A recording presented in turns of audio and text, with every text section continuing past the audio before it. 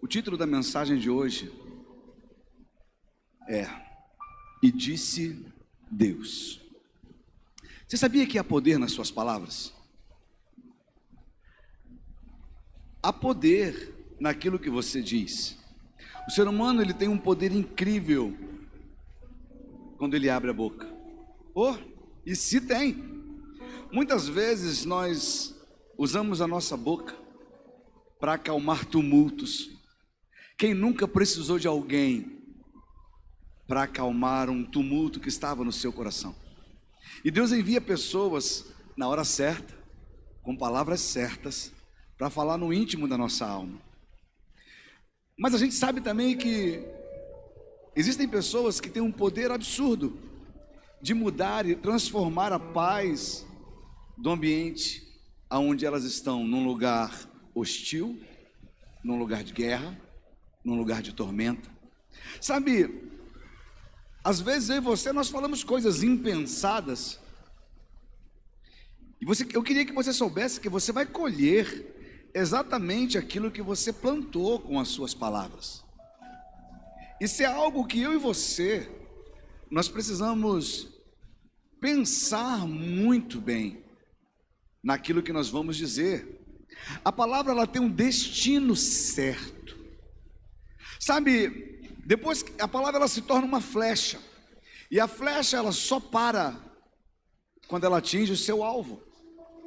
Depois de lançada, ela só para quando ela encontra o alvo proposto por ela. Eu digo isso para você porque a palavra acontece do mesmo jeito. Quando alguém decide ofender alguém, a palavra liberada vai ofender. Quando as pessoas decidem ferir alguém, a palavra dita vai ferir. Quando as pessoas têm a intenção de acalmar alguém, a palavra dita vai acalmar alguém. Nós precisamos estar muito atentos, porque uma palavra sua é um decreto. Diz para quem está do seu lado: uma palavra sua é um decreto. A gente percebe que o nosso jeito de falar, ele tem o poder de transformar tudo à nossa volta.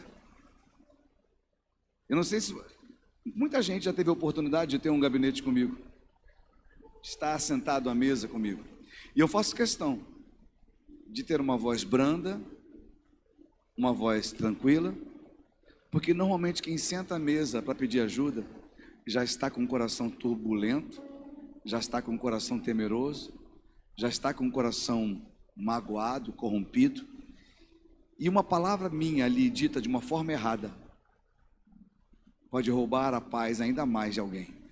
Uma palavra minha dita ali de um jeito errado pode acabar com a vida de alguém. Sabe, os homens, eles precisam aprender a falar com as mulheres, com os filhos, com a sua casa.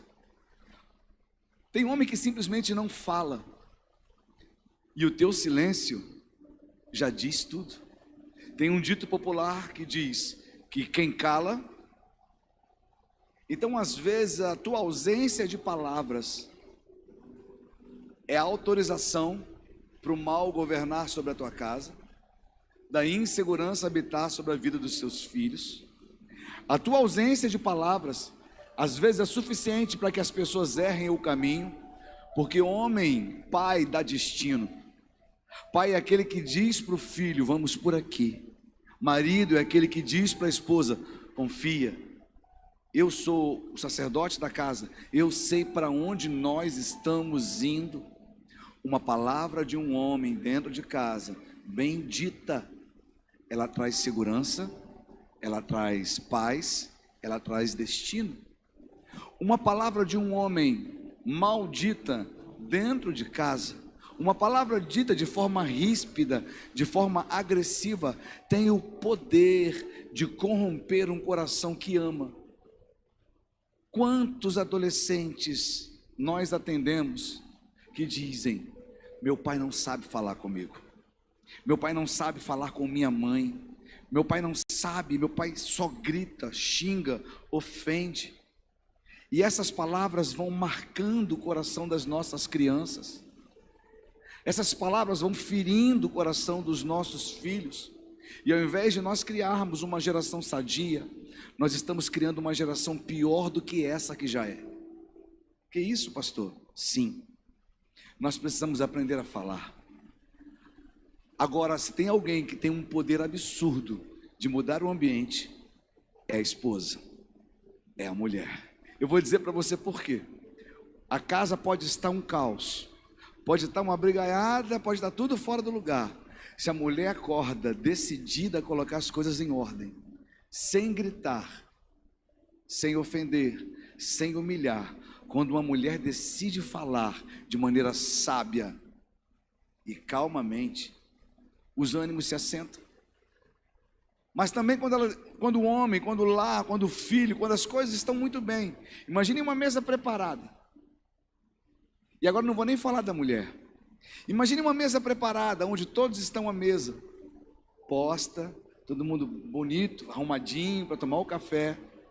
E um filho, ou a mulher, ou o marido, alguém diz algo que não deveria dizer naquele momento, de um jeito ríspido. O que acontece com toda a alegria preparada para ser experimentada na beira da mesa? Acaba. Diz para quem está perto de você, escolha bem as suas palavras. Ontem eu decidi, de última hora, levar minha família, levar Janaína e Gabi. A gente foi no shopping por volta de umas 8 horas. Nós estamos viajando essa madrugada ainda, vamos dirigir aí 1.000 quilômetros quase, essa madrugada. E aí eu precisava comprar uma coisinha, Gabi precisava comprar uma coisinha. Quando cheguei no shopping, encontrei quase a igreja toda. Só para você ter ideia, quem da Reino foi no shopping ontem, diga eu. Quase que eu mudei o nome do shopping, Pirata Shopping, Reino Shopping. Estava todo mundo lá, eu cheguei ali na loja, na C&A ali, filhão. Quase virou uma célula, quase, só faltava o Ministério de Louvor ali. E teve uma hora que ali eu encontrei eu achei que era segurança do shopping, mas não era o Dudu. Cadê o Dudu? Dudu levou a filha para fazer compra e estava lá parado assim. Eu cheguei, senhor trabalha aqui, moço?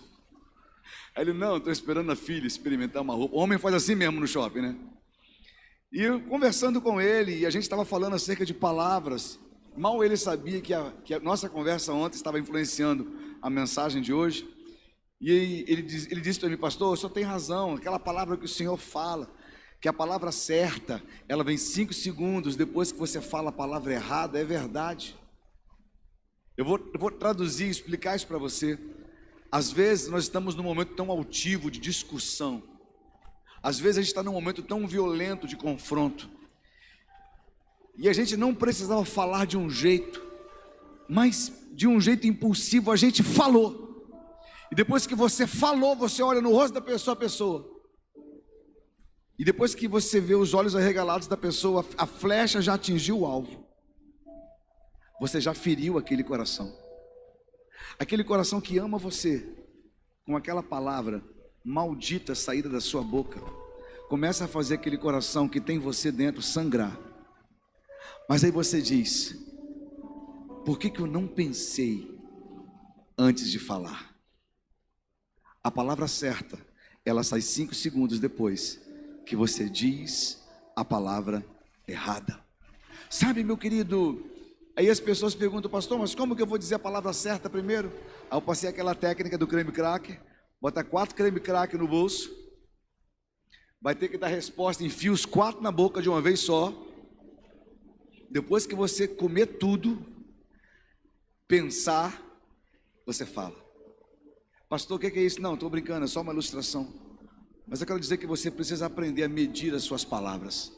De repente é libertador para você, mas é opressor para quem ama a tua vida.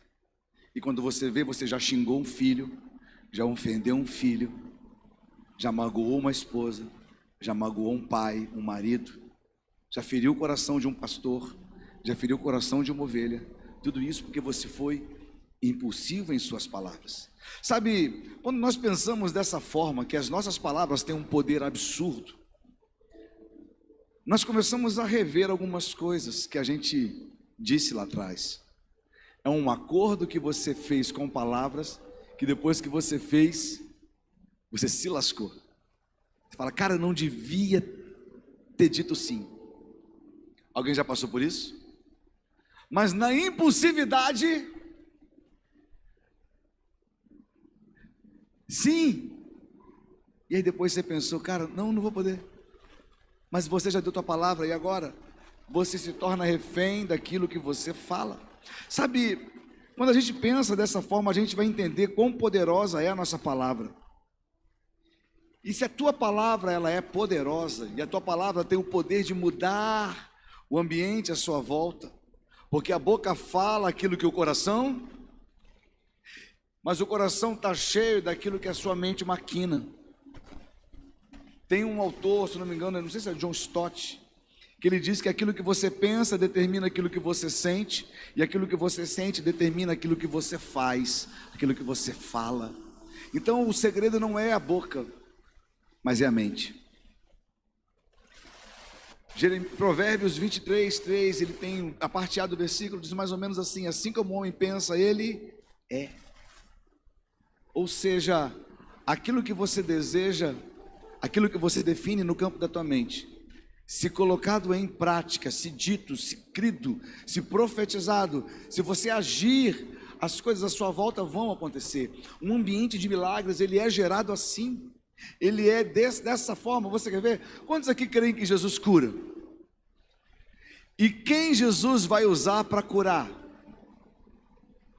Fala assim, a minha vida. Mas como ele vai usar a tua vida se você não abre a tua boca? Que é isso, pastor? Quantas vezes alguém aqui já viu um enfermo, sentiu vontade de curar, dizendo para ele ser curado, e não fez? Alguém já experimentou isso? Não orou? Aquela pessoa poderia ter sido curada se você tivesse disposto a orar pela vida dela. Sabe, as suas palavras, elas têm um poder absurdo. Agora, pensando assim, se a minha palavra tem um poder absurdo, eu convido você a imaginar o que acontece então quando Deus fala.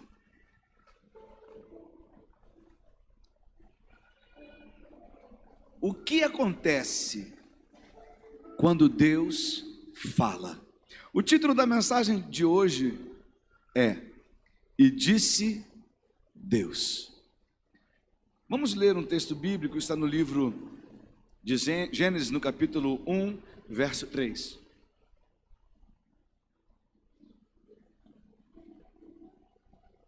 Gênesis 1, 3. Preciso de você para ler comigo. Eu vou ler e você termina, tá bom? E disse Deus, haja luz. E disse Deus, haja luz. Isso te espanta? Que a luz tenha obedecido o que Deus determinou? Será que isso causa no teu coração uma estranheza? Que a luz tenha obedecido a voz do Criador? Será que ela poderia simplesmente ter dito, não resplandecerei? Ou é impossível desobedecer a voz do Criador? Deus, aí está a tua palavra lida, aqui está a tua igreja, eis aqui a minha vida, e eu te peço, usa-me com poder e graça e misericórdia, para atingir e alcançar o coração da tua igreja essa noite, em nome de Jesus, amém e amém. Quando Deus me deu essa palavra, o Espírito Santo falava ao meu coração. Você já procurou saber qual foi a primeira coisa que Deus disse na Bíblia? Nós lemos o primeiro texto em que Deus fala. Quando uma pessoa, na história, ela é levantada por Deus, o início dela, ele é marcante. Você vai ver vários homens ali levantados por Deus, onde o seu início foi marcante. Mas e o início de Deus? O texto bíblico diz, no princípio criou Deus os céus e a terra. No versículo 1, versículo 2, e a terra era sem forma e vazia. E o Espírito do Senhor pairava sobre a face das águas. E no versículo 3, nós lemos agora, E disse Deus: haja luz, e houve luz. Havia um caos pré-estabelecido sobre o mundo, e Deus habitando sobre esse caos, Deus andando neste caos, Ele decidiu falar. Ele olha o caos estabelecido no meio da escuridão, e então Deus, movido, decide falar. E enquanto o seu espírito pairava sobre o vazio existente desse caos, Deus decidiu falar e mudar o ambiente à sua volta. E a primeira coisa que Deus disse foi: haja luz. Essa palavra haja vem do hebraico raiá. É uma ordem dizendo: vem para fora, entregue, apareça, surja. Deus estava dizendo para a escuridão: entregue a luz que há aí dentro, escondida por você. Deus está dizendo para aquele ambiente sombrio: resplandeça.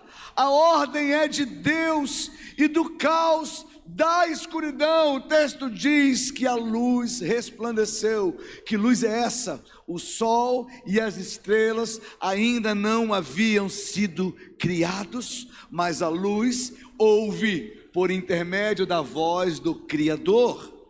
A partir de então, o texto diz que houve separação entre a luz e as trevas.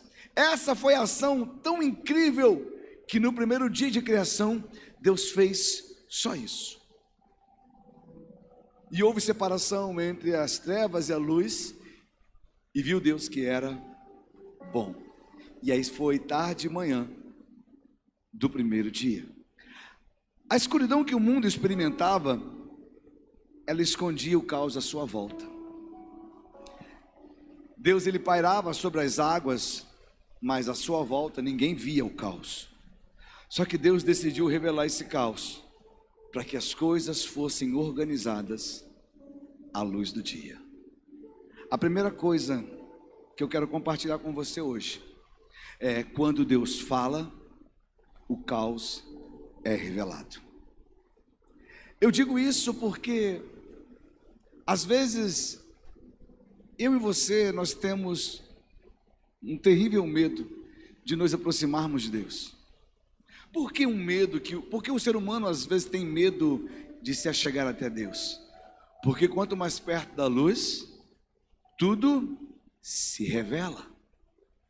Quanto mais perto da luz, tudo é aparente. E quando nós nos aproximamos de Deus, mais nós somos revelados, mais conhecemos acerca de nós mesmos, do que estamos fazendo, do que estamos vivendo. Então por isso que a humanidade tem medo de se achegar até Deus. Muitos vivem uma vida de trevas e não desejam ter um encontro com a luz, porque através desse encontro o caos da sua vida seria revelado. Mas às vezes eu e você, nós saímos de casa, nós viemos até a igreja para participar de um culto como esse, e Deus tem falado contigo nesse lugar, amém?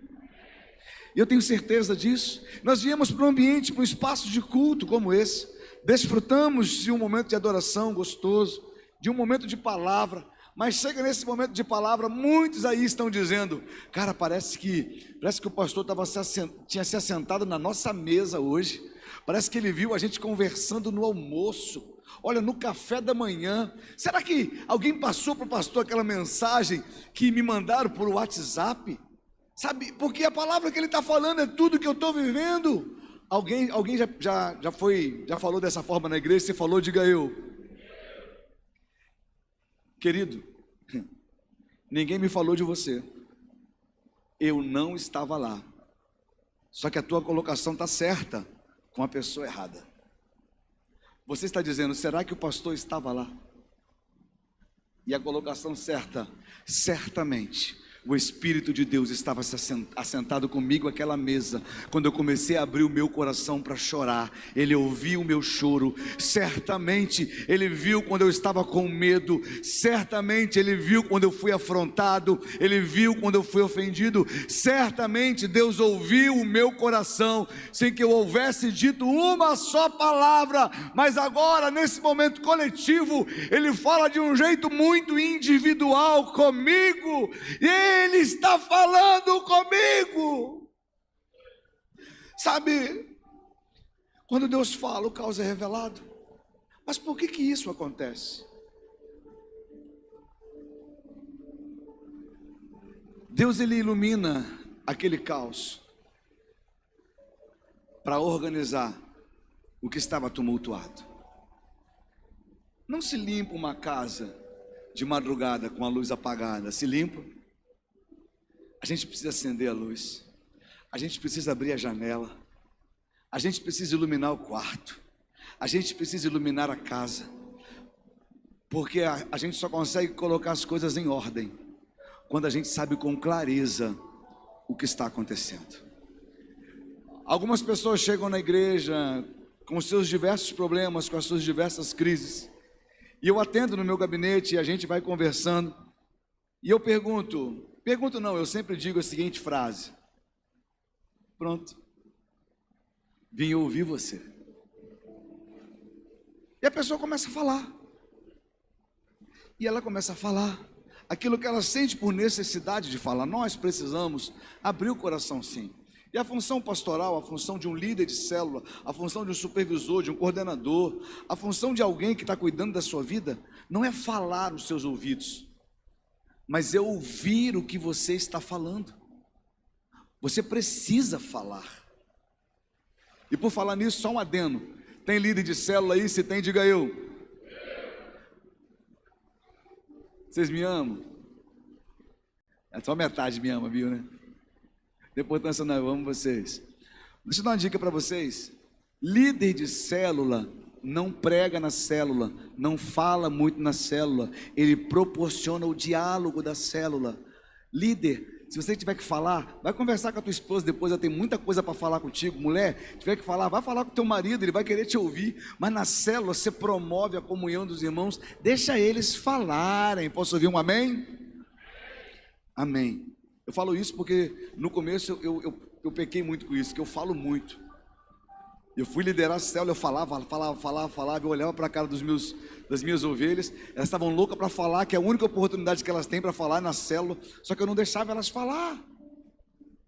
Então aprenda a deixar os seus discípulos falarem, exporem, abrir o coração na célula, eles precisam disso. Mas no gabinete, quando eu chego, eu falo: olha, vim te ouvir. A pessoa, ela começa a falar, e ela vai sentindo paz no coração, porque está falando. Mas depois que ela fala tudo, tem uma segunda frase que eu falo. Alguém lembra? Alguém sabe a segunda frase que eu falo? Tem mais alguma coisa que você queria dizer? Normalmente é nessa hora que ela fala, que a pessoa fala a verdade que ela queria dizer. Normalmente não é no começo, é do meio para o final, que ela começa a abrir o coração e o caos começa a ser revelado por ela mesma, e ela começa a abrir dizendo: pastor, eu estou caindo nessa área, eu estou pecando nessa área, eu estou sofrendo nessa área, eu preciso de ajuda. Mas talvez isso não aconteceria se você estivesse lá na noitada. Se você estivesse no alto da noitada, na bebida, na orgia, nos vícios, na agitação da balada, de repente lá você não ia querer falar nada, mas também você ia estar bem, porque o teu caos estava escondido, você estava morrendo e ninguém estava vendo, e nem mesmo você estava vendo, e esse caos estava sendo o governo do seu coração. Só que tem uma hora dessas que quando Deus decide falar contigo, é na balada mesmo que Ele te encontra. Alguém aqui, além de mim, já foi arrancado da balada pelo Senhor? Na minha juventude eu decidi me desviar. Nem para desviar eu servia, gente. Eu falei: vou experimentar o que é ficar fora da igreja. Eu fui para a balada. Todo mundo lá e eu estou no canto assim com o pé. E eu estou quieto, encostei na parede e fiquei, o que eu estou fazendo aqui, cara? Aí o Espírito Santo, meu coração, esse lugar aqui não é teu. E não era. Mas daqui a pouco chega uma pessoa do meu lado, fala, e aí? Aí eu, e aí? A pessoa, qual é o seu nome? Aí eu, André. Aí, o que você está fazendo aqui? Eu falei, não, estou vendo aqui, eu não... só vendo. A pessoa, também não estou legal não. Aí eu olhei para ela, o que está acontecendo? Ah, não sei, eu estou tão triste ultimamente, vontade de tirar minha vida, vontade de acabar. Eu falei, ela vai evangelizar dentro da balada.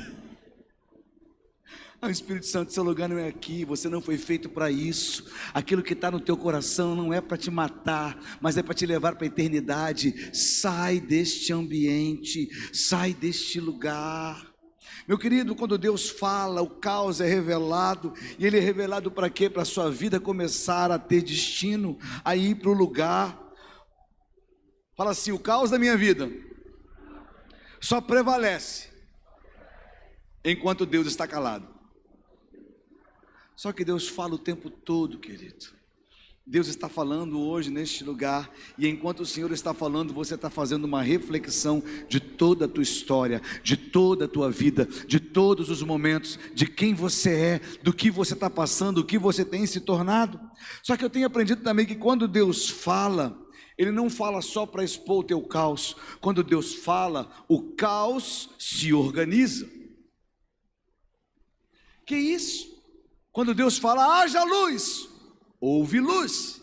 Só que Deus, ele não continuou calado. Vamos ler lá o que diz a palavra. Coloca lá o versículo 4 do capítulo 1 de Gênesis. Olha o que Deus começa a fazer depois que ele começa a falar e ver o caos. Houve luz, então Deus viu que a luz era boa e fez separação entre a luz e as trevas. Continua. Chamou Deus a luz dia e chamou as trevas noite. Houve tarde e manhã o primeiro dia. Continua.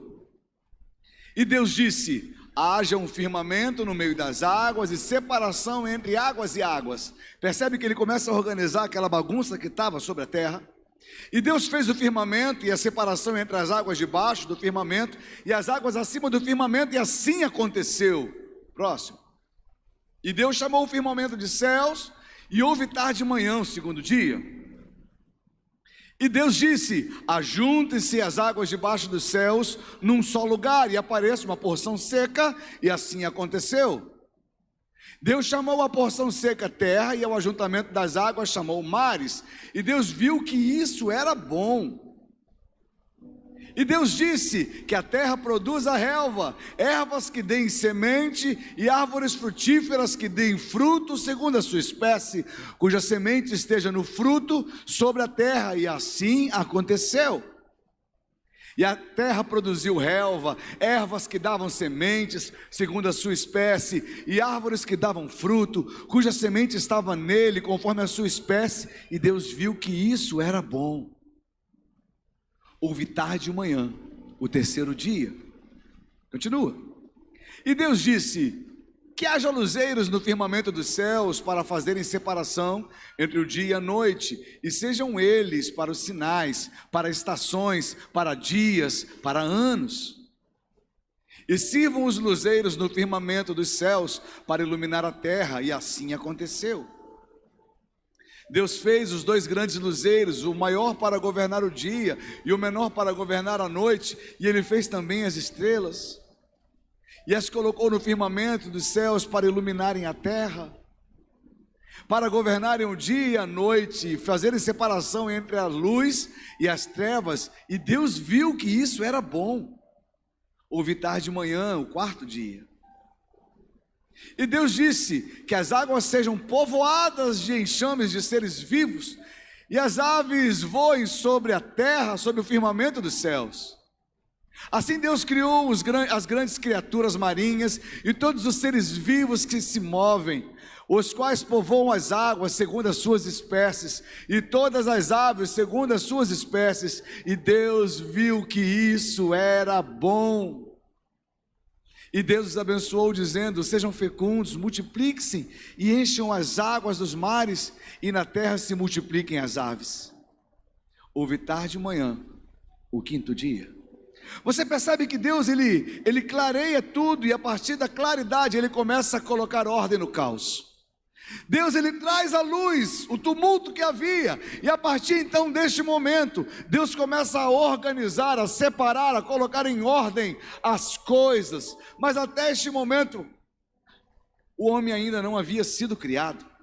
Sabe, talvez você esteja perguntando: se Deus é tão poderoso, por que ele fez tudo em 6 dias e não fez num dia só? Alguém já se perguntou isso? Por que Deus demorou 6 dias para criar a terra e não criou num dia só? Eu não consigo afirmar para você qual foi o motivo desse período estabelecido por Deus, mas uma coisa Deus colocou no meu entendimento: se Deus respeitou um processo criacional, porque eu e você queremos adiantar processos. Se Deus, o Criador, respeitou processos, porque você quer passar à frente daquilo que Ele está fazendo. Se Deus tivesse criado o homem no 2º dia, ele não teria terra para se firmar, não teria sol para se esquentar, não teria água para beber, não teria lugar para viver. Deus, ele num processo, ele prepara toda a terra para no 6º dia criar o homem. Quando Deus cria o homem, ele assume a autoria. Sabe, tudo que Deus cria no capítulo 1 de Gênesis, ele cria pela ordem da palavra. Ele diz: haja luz, e houve luz. Ele diz: terra, começa a brotar a erva, e a terra começa a dar a erva. Ele diz: mar, produzam peixes, e o mar então começa a entregar os peixes. Deus não colocou a mão em nada ali.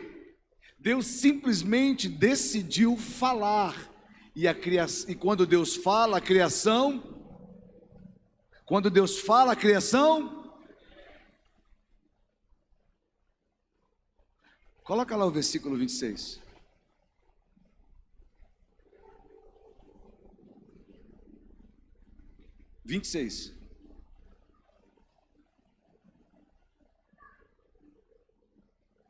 No 6º dia, Deus disse: façamos o ser humano à nossa imagem, conforme a nossa semelhança. Percebe que ele não dá ordem para ninguém fazer? Percebe que ele não diz para a terra dar? Percebe que ele não manda um anjo fazer? Mas ele convida o céu para construir com ele algo incrível. Ele diz: até agora eu falei, mas agora eu quero colocar a minha mão. Até agora eu disse, mas agora eu não vou dizer, eu vou fazer. E ele diz: façamos o ser humano. Só que para fazer alguma coisa, normalmente a gente precisa de um modelo, não é verdade? A gente precisa de algo para ter uma base.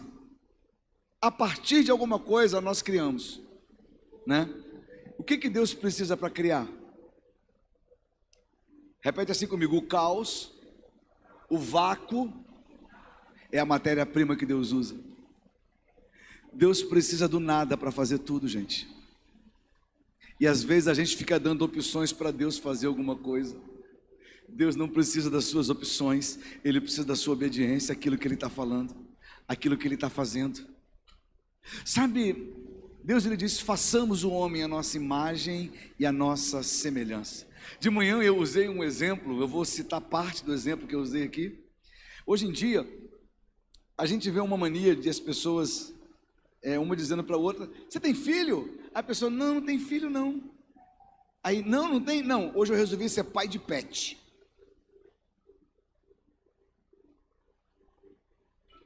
que leva alguém a ser pai de pet? Sério, eu tenho 2 cachorrinhos incríveis em casa. Incríveis. Mas o que leva alguém a não ter coragem de gerar uma vida para botar um cachorro no lugar da vida que ele poderia gerar? Pensa só. Se você não tem coragem de gerar um filho e prefere botar um cachorro no lugar do seu filho, você vai ter que me amar depois dessa palavra. É sinal que a tua vida é tão ruim, mas tão ruim, que você não quer dar continuidade a ela num filho. E você prefere que um cachorro viva a droga de vida que você está vivendo, ao invés de você tomar vergonha na cara, acordar e entender que Deus, tudo que Deus faz é bom. Só que quando Ele cria o homem, Ele não diz que é bom. Quando Ele cria o homem, Ele diz: e viu Deus que era muito bom. Eu acho que só metade gostou do que eu estou fazendo. Depois da outra metade pode fazer cura interior com a Janaína, ela te ajuda. Mas, gente, Deus, Ele precisava de um modelo. Deus não escolheu um cachorro para ser modelo do ser humano. Deus não escolheu um gato para ser modelo do ser humano. Se bem que tem uns... Pelo menos a Jana falar que eu pareço um gatinho. Eu tenho isso registrado na primeira carta que você enviou para mim, que está guardado contigo, que falta 5 anos para você me entregar. A gente tem uma carta que a gente guarda... Vocês não vão ler, fiquem tranquilos. Foi com 15 anos que eu te entreguei a carta, foi? Não foi? Eu guardei por 15 anos a carta e entreguei num papel, numa caixinha veludada com um lacinho. Eu falei, ó, guardei por 15 anos, e agora estou te entregando para você guardar por mais 15 anos e me entregar depois. E assim a gente vai trocar. Eu quero trocar no mínimo umas 8 vezes contigo. E Deus, Ele dá para mim, para você, um privilégio de parecer com Ele. Ele diz: façamos o homem a nossa imagem, a nossa semelhança. Gente, para Deus fazer você a imagem dele, a semelhança dele, é sinal de que quando Deus estava te construindo, Ele estava olhando para Ele como modelo, para poder inserir na tua vida coisas que se pareçam com Ele. Ah, pastor, mas eu não consigo entender o que é ser imagem e semelhança. Eu gosto muito de ilustrar isso, da imagem da lua. Quem já fez o jump, sabe do que eu vou falar. Quem não fez o jump, vai ouvir isso de novo lá no jump. O que é imagem e semelhança? Sabe, se você pega um telefone,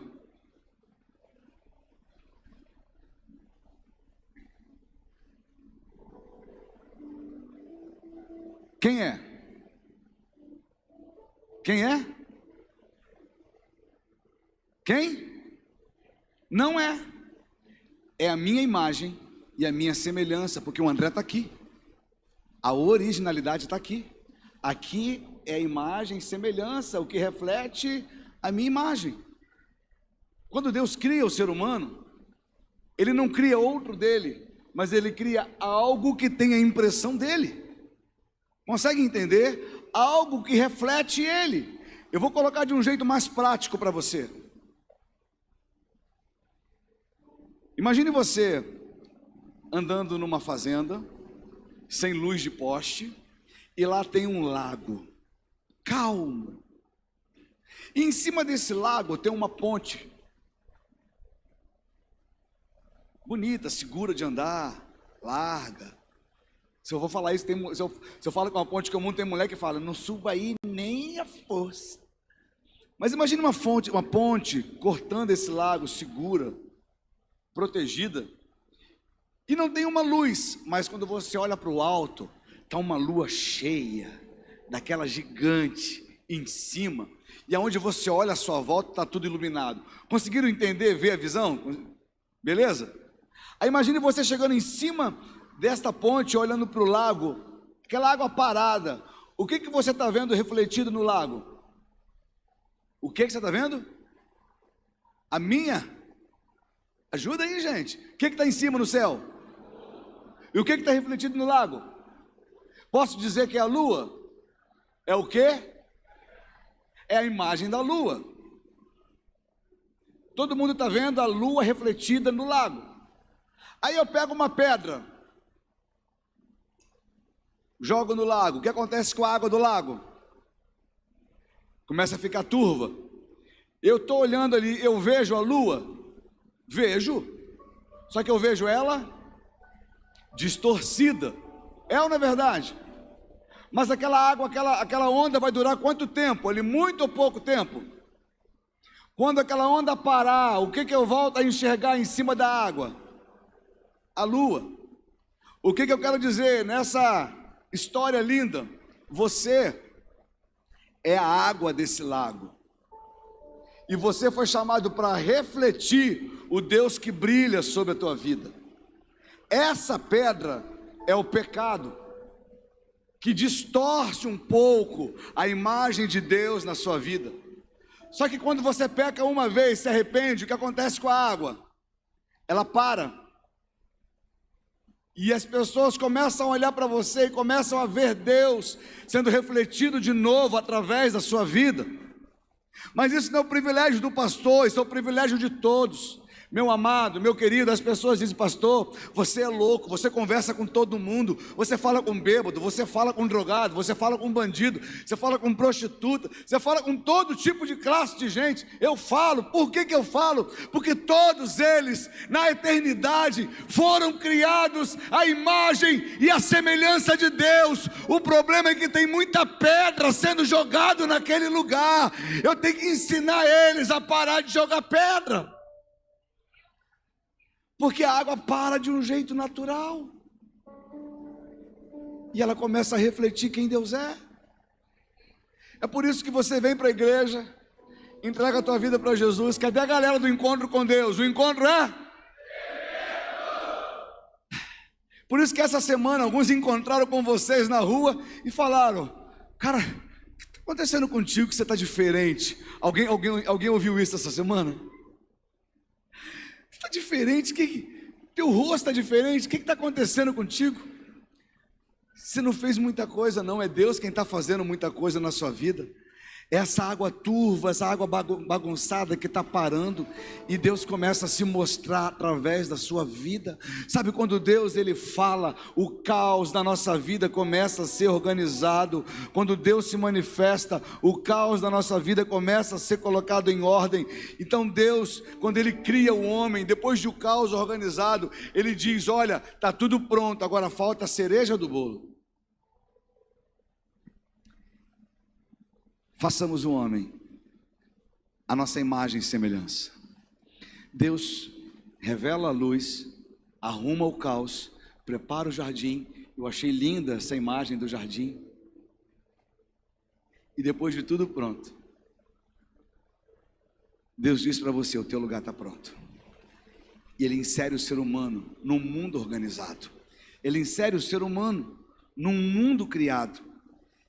E a partir no sexto dia, quando Ele cria o homem, o que Deus faz no sétimo? Faz o quê? Descansa. Mas o que Ele fala para o homem fazer?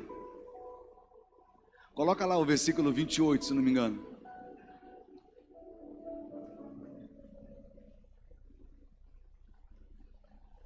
Põe 27 primeiro, só para eu ler rapidinho. Isso, no 28, é no 28. Depois que Deus cria o homem, olha o que Ele diz para o homem.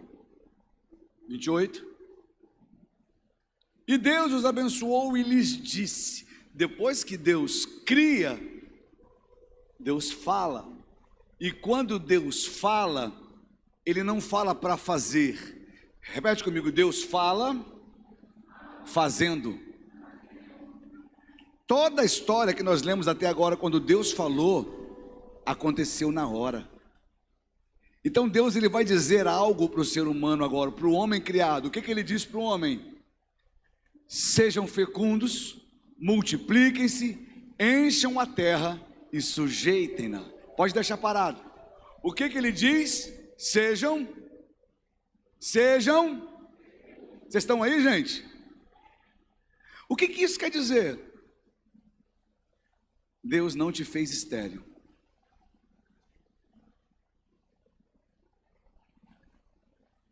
Deus te fez próspero.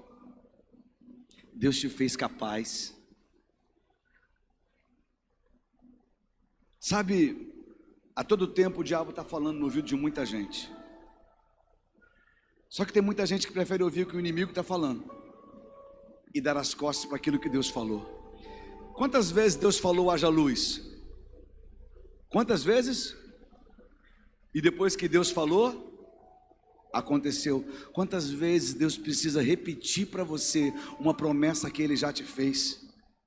Se a natureza obedece a Deus, por que você, como criação, não se prostra diante daquilo que Ele já disse a teu respeito? Quantos têm uma promessa de Deus aqui, gente? Quantos ouviram de Deus a seguinte palavra? Deus enviou alguém para dizer: olha, Deus manda dizer para você que Ele tem um chamado na tua vida. Quantos já ouviram isso? Meu querido, Deus precisa falar de novo. Quando Deus fala, Ele fala fazendo. Quando Deus falou no primeiro dia, já havia acontecido. Ele só está te preparando para aquilo que já foi estabelecido. Deus só está te preparando para aquilo que já foi determinado por Ele, para aquilo que já foi escrito por Ele. O problema é que Deus não está em crise e a gente acha que Ele não é capaz de cumprir o que Ele falou. Acaso Ele é homem para mentir e filho do homem para se arrepender? Meu querido, quando Deus fala, Ele faz. O problema é que às vezes eu e você não damos ouvido àquilo que Deus está falando e não nos subjugamos à tua palavra. Sabe, Deus decide fazer a partir dele.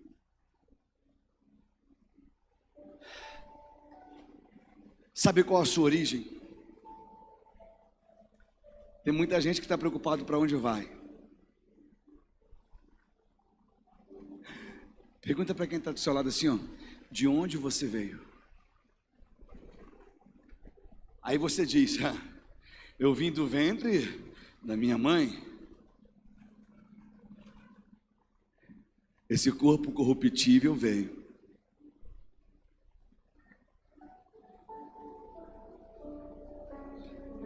Esse corpo mortal que sofre, sente dor, veio da sua mãe. Só que você não é só esse corpo. De onde você veio?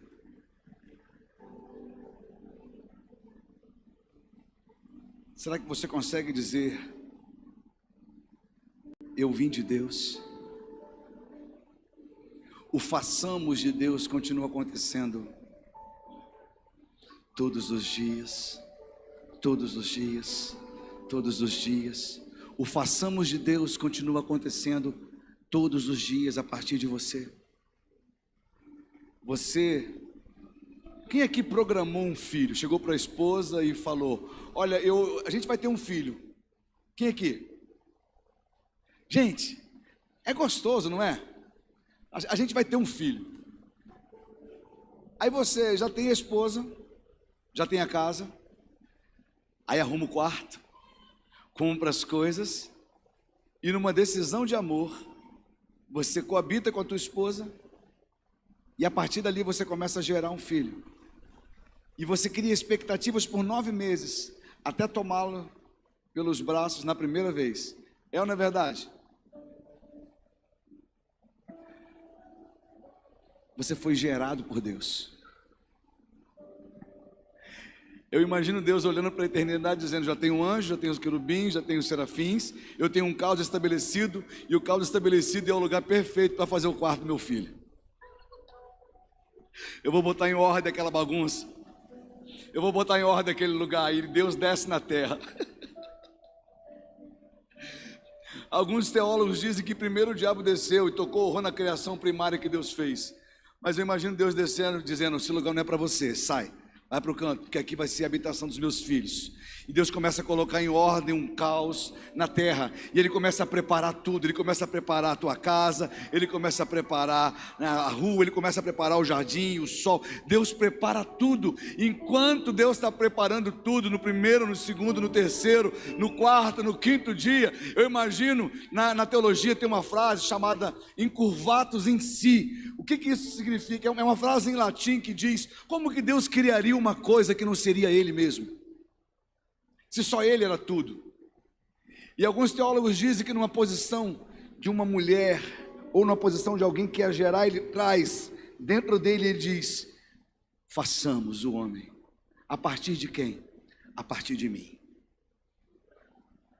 Façamos a nossa imagem e semelhança. E depois de tudo pronto, acontece o parto. Depois de tudo pronto, acontece um momento onde Deus cria a humanidade. E Deus olha o cenário, olha a criação, e depois que Ele cria tudo, no conceito judaico, quando alguém diz para você, bom, isso é bom, no judeu fala, não, bom é algo que não foi terminado, algo que não foi concluído. Por isso que quando chegam para Jesus e falam que Ele é bom, ele fala, bom é meu Pai. Algo que não foi terminado, a missão de Jesus não havia sido concluída ainda. Então Deus, nos 5 dias, nos 6 dias, Deus fala, e viu Deus que era bom, mas depois que Deus cria o homem, Ele olha a obra perfeita, a obra acabada, a obra terminada, e é nessa hora que Deus diz, agora sim é muito bom. Sabe, nós estamos contando aqui a história da criação. Deus decide fazer o homem, depois de organizar o caos que o mundo estava. Após colocar as coisas em ordem, Ele confere ao homem o poder de dominar sobre tudo, e diz para o homem, continua. Deus cria tudo, e Ele diz para o homem, continua. O homem recebe de Deus uma dotação especial para dar continuidade à criação que Deus começou.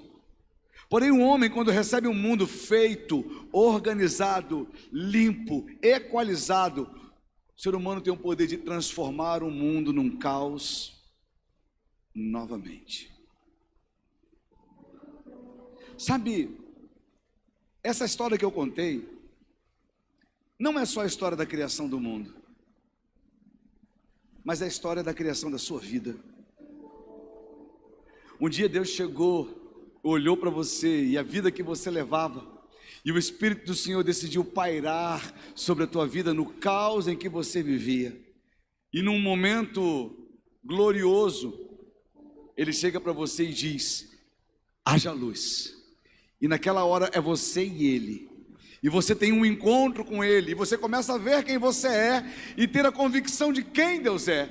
E você diz, será, Senhor, que o Senhor me aceita do jeito que eu sou, miserável, pecador, arrogante, egoísta, impuro, imundo? Será que o Senhor me aceita desse jeito? E o Senhor, eu te aceito assim, mas você não vai ficar assim.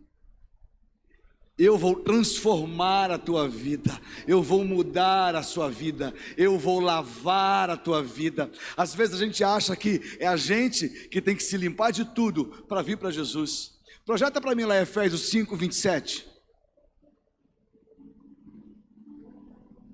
Efésios 5, 27, se não me engano. 26. 25. É porque é nesse contexto.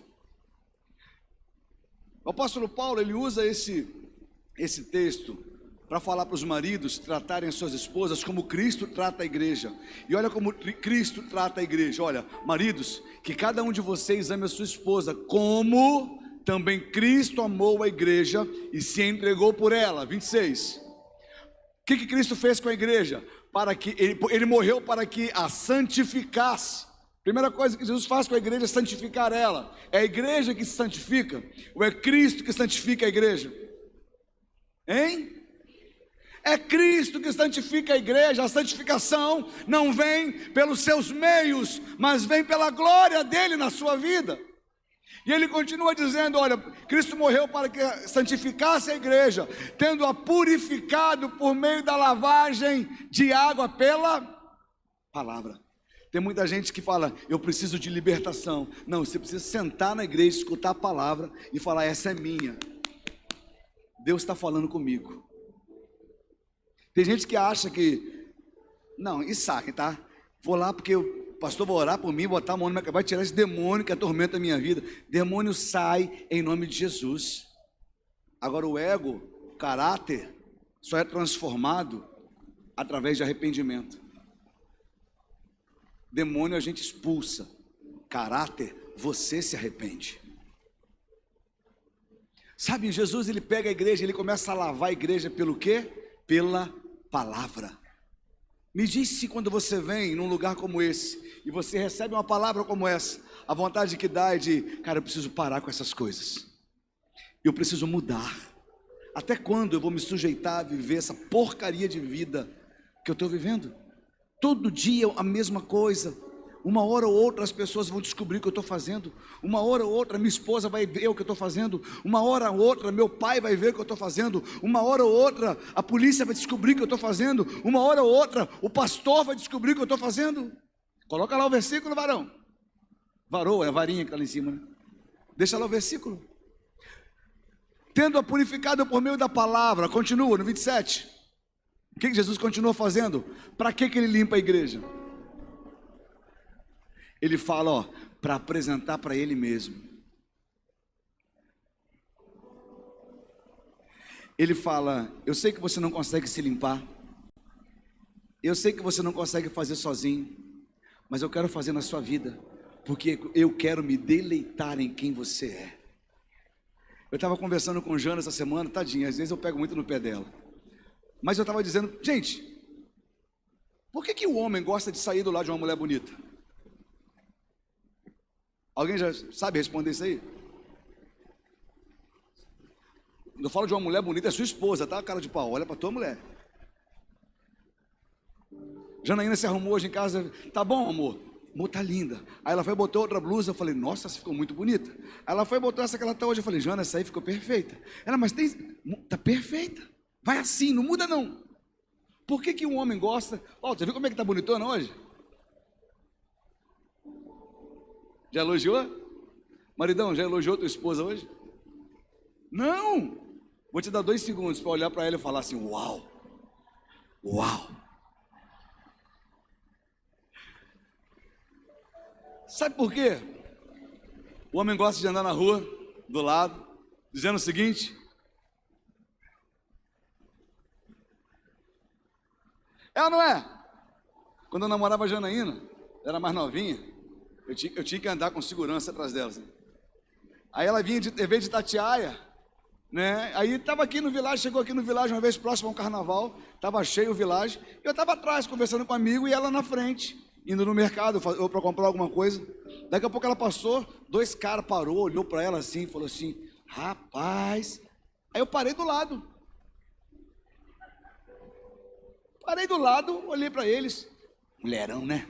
Aí o cara, é. Aí eu falei, tá comigo. Gente, a gente cuida das nossas esposas porque a gente quer se deleitar, se gloriar daquilo que elas são. É ou não é verdade? Aí eu te pergunto, por que Deus cuida da igreja? Lembra quando o diabo foi atrás de Deus para falar de Jó? O que Deus fala? E aí?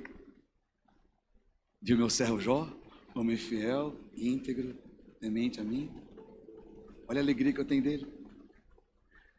A vontade do Senhor é limpar você, purificar você, ornar você, para falar, essa é minha amada noiva. Essa é minha igreja, aquela que eu desci e morri na cruz para limpar, para salvar. É eu que estou cuidando dela. Sabe, eu estou falando do caos que estava estabelecido sobre a sua vida. Deus decide descer, olhar para você e falar, eu vou mudar a tua vida. Eu vou mudar a tua história. Ele começa a colocar em ordem a tua vida e às vezes dói, às vezes te dá uma agonia, às vezes ele toca em coisas que você não queria que ele tocasse. Mas daqui a pouco você vai ver que valeu a pena. E depois de estar tudo transformado, ele diz para você o seguinte, ó, agora está aqui, está arrumada, governe. E o que a gente faz com aquilo que Deus arrumou?